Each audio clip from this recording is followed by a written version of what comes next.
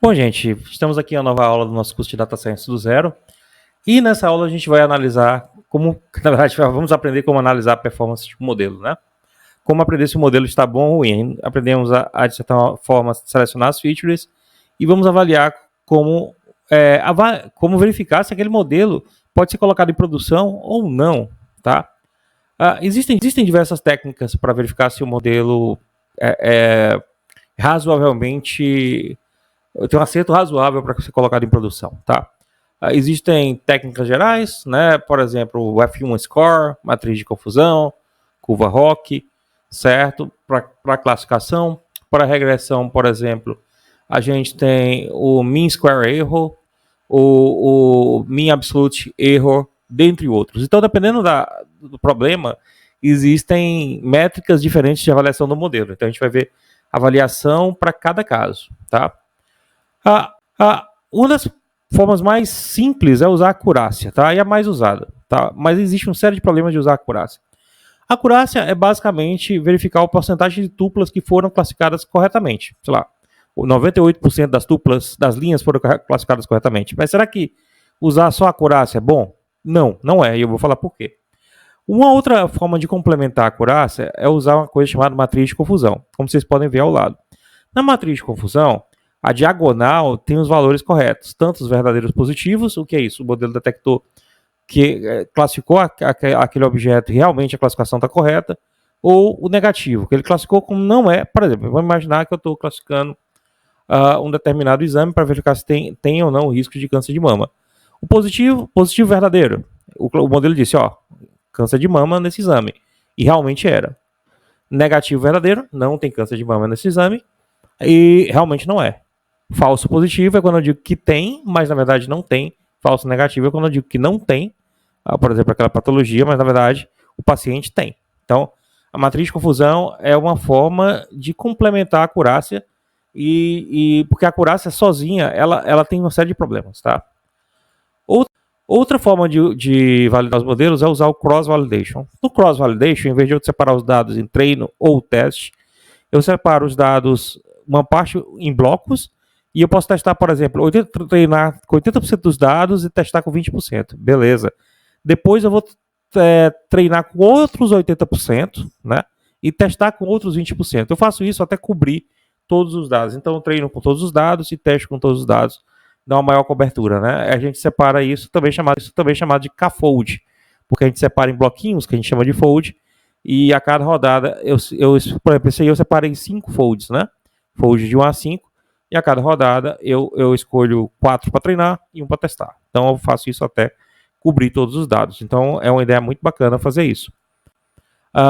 E aí, gente, vamos ver aqui um exemplo de uso de cross-validation, tá? Vou mostrar para vocês aqui funcionando e a gente vai prosseguindo, tá bom? Vou deixar o código na descrição do vídeo. Tá? Aqui eu tenho um exemplo que eu vou ter uma base de câncer de mama, tá? Eu vou importar aqui o NumPy, o Matplotlib e o sklearn, com suas respectivas bibliotecas, e vou carregar a base de dados, tá? Sendo que o X vai ser meus dados e o Y é o target, né? Como a gente já viu. Vou fazer a normalização dos dados, né? A gente já viu para que normalizar, né? Para diminuir o espaço de busca de um modelo, tá? Os dados ficam na mesma escala. Também, além de diminuir o espaço de busca, eu dou a mesma importância para as várias features. Eu vou reduzir para 2 dimensões os dados aqui. Vou usar aqui um modelo chamado SVM, tá? Quem quiser ver meu vídeo de como as máquinas aprendem, vai ter um vídeo sobre o SVM. Aqui é SVC, né? Porque o SVM para classificação. E aqui eu tenho um kernel e o gamma. Depois eu explico nesse vídeo para que serve o kernel e o gamma. E aqui eu faço Cross Validation Score, né? Em quantos folds? 5 folds. Então ele vai primeiro testar com 4 grupos treinar com 4 grupos e testar com 1. E vai fazer isso até cobrir todos os dados, né? Aqui eu vou imprimir os scores e a média dos scores. Separo em treino e teste. E eu uso só essa separação de treino e teste aqui para plotar a borda de decisão, né? Que é isso aqui, ó. Ou seja, o SVM conseguiu classificar quase tudo bonitinho aqui. Isso aqui tá errado, né? Ó. Ele classificou aqui como vermelhinho, mas é azul, tá? Isso aqui fez certo. Então falta ele melhorar aqui, tá? Se você ver aqui, a média ficou em 0,94. A gente teve folds com 0,92 e outros folds muito melhores com 0,95.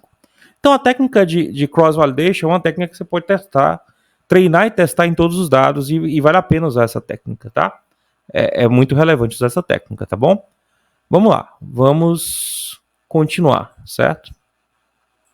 Então, aqui é uma matriz de confusão, como vocês podem ver aqui, o verdadeiro negativo, ele está dizendo que aquela pizza não é um hot dog, e não é. O verdadeiro positivo é que o hot dog é o hot dog. O falso negativo, eu estou dizendo que não é um hot dog, mas é, né? E o positivo ali, eu estou dizendo que o cachorrinho é um cachorro quente, mas não é, né? Então, matriz de confusão é muito importante. E da matriz de confusão eu posso extrair outras métricas, como o Precision e Recall. O Precision é os verdadeiros positivos sobre os verdadeiros positivos e o falso positivo. O que é que o Precision mede, né? Quanto mais falsos positivos, menor a precisão. Então, a ideia é ter poucos falsos positivos. Então, ele mede quão o modelo é bom para dizer que é positivo. Por exemplo, você tem alguns exames médicos que eles não são bons para positivo, ele é bom para negativo. Alguns exames de HIV, por exemplo, eles são bons para dizer que você não tem o HIV. Quando sai que você tem, não necessariamente você tem aquela doença. Você tem que fazer exames complementares, tá? Então, existem exames com alta precisão, né? E exames com alto recall. O recall, por sua vez, é os verdadeiros positivos divididos pelos verdadeiros positivos com mais os falsos negativos, né? Ou seja, quanto tiver mais falso negativo, menor recall, porque ele está no denominador. Então significa que um exame de auto recall ou um classificador de auto recall, quando ele diz que realmente não tem alguma coisa, realmente não tem, né? Então o Precision Recall é isso. A gente pode ver aqui, ó, Precision, né? Verdadeiro positivo, a bolinha aqui, ó, verdadeiro positivo sobre os true positivos e falsos positivos, e o recall, né? Aí eu tenho também os falsos negativos, tá? Certo? Então é bacana você usar Precision Recall, tá? E aqui eu tenho de novo, ó, certo? Precisão, certo? Aqui eu vou ter os verdadeiros positivos, né?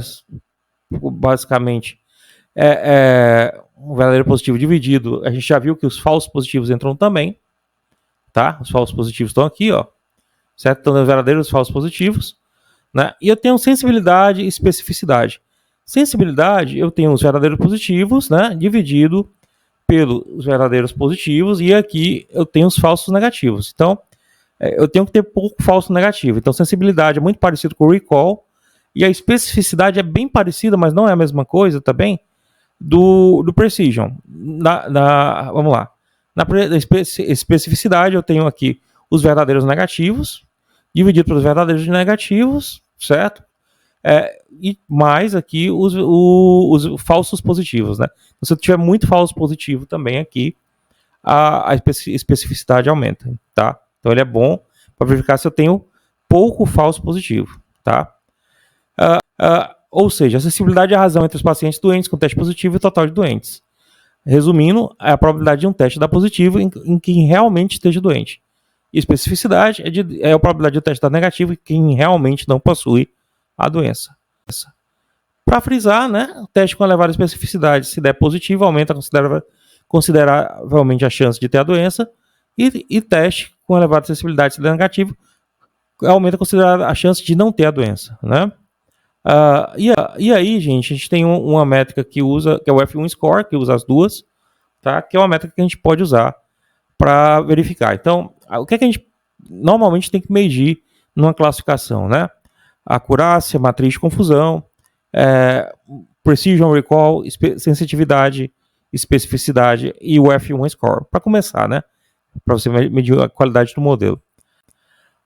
E aí, gente, eu vou mostrar outro caso de avaliação de precisão na prática, certo? E depois disso a gente vê um pouco de F1 Score, tá bom? Bom, gente, eu tenho outro exemplo aqui para ver Precision Recall. Eu estou importando aqui no Py, o Pandas, as bibliotecas do sklearning, né? E o método Load Diabetes, que pega um banco de dados de diabetes, né? Então, eu vou baixar esse banco aqui de dados, tá? A gente vai separar entre de teste. Vamos usar o Random Forest Classifier, com 100 estimadores. Depois eu vou explicar mais um pouco de novo na verdade, de bagging e boosting, porque que a gente vai ver que o Random Forest tem vários estimadores, tá? E aqui eu vou fazer a predição as minhas predições, né, da base de dados, calcular o Precision Recall e o F1 Score. E aqui a gente vai ver que o Precision Recall estão baixos e F1 Score também, mas, no entanto, a precisão para dizer que não tem diabetes, né, que é o 0, é alta, né? Então, é um tipo de modelo que você pode usar, por exemplo, para triagem, tá? Ele tem uma alta precisão para dizer que não tem diabetes. Se disser que tem, aí já tem que verificar com exames complementares, porque aqui a acurácia, o valor da precisão para 1 é 0,64, né? E o recall é 0,66, né? Ou seja, para dizer que não tem, ele é ótimo, tá? Para dizer que tem, não é bom. E o F1 Score deu 0,81 para 0, 0,61 para 1, e o F1 Score agrupado, né, deu 0,75, né? Então você pode usar Precision Recall, e dependendo do caso, você pode usar esse modelo só para precisão, ou quer dizer, só para dizer que não tem uma determinada patologia, ou só que tem, dependendo do caso. Tá? Espero que vocês tenham gostado e vamos prosseguindo. O F1 Score é um cálculo com essa fórmula matemática, né, que é 2 vezes a precisão vezes o recall, dividido por a precisão mais o recall, ou seja, quanto maior a precisão e o recall em conjunto, maior o F1 Score. Então ele mede as duas coisas em conjunto, então é uma métrica muito boa para usar em problemas de classificação. A gente já viu aí sensificidade e especificidade. Então, quando é que eu devo usar uma ou outra métrica? Depende do problema que você quer resolver. Por exemplo, se o problema é de triagem de pacientes, talvez assim, a probabilidade de alguém estar com uma patologia numa triagem no hospital não precisa ser tão alta. O cara está com 70% de chance de ter aquela patologia. Beleza, vou mandar para o médico. Ele tem chance razoável. Precisa ser 100%? Não. Mas se for diagnóstico, aí precisa estar próximo do 100, porque assim, é muito complicado você dizer que uma pessoa tem a doença sem ela ter, e pior ainda, né, dizer que ela não tem a doença, mas ela tendo, né, que é o caso que a gente tem que evitar de toda maneira. Então, gente, próxima aula a gente vai ver mais sobre avaliação de modelos, tá? Que é uma parte muito importante. Eu preciso treinar um modelo, não preciso avaliar se ele é bom também. Vamos ver casos que eu posso ou não colocar o modelo em produção. Espero que vocês tenham gostado e espero vocês na próxima aula. Eu tô vendendo aqui o link do meu livro, tá aqui na descrição do vídeo, que é o meu livro que fala de fato ou fake news, tá para vender na Amazon, tá? E no fim desse curso eu vou disponibilizar o certificado para quem quiser comprar do curso no Hotmart, tá bom? Então espero que vocês tenham gostado e nos vemos na próxima aula. Não esqueça de dar o like no canal, se inscrever, certo? Dar um like no vídeo, se inscrever e ajudar o canal. Até mais.